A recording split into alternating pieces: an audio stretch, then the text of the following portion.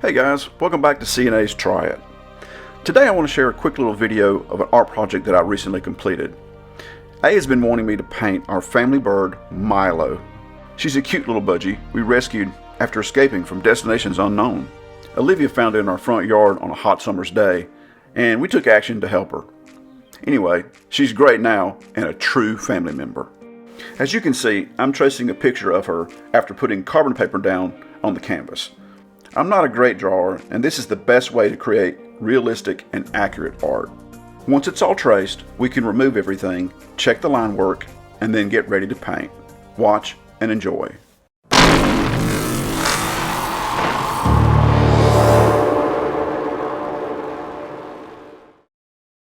Alright, the last step I take before really painting is to seal the graphite sketch so it doesn't smear. I'm just watering down some standard orange paint to coat it with.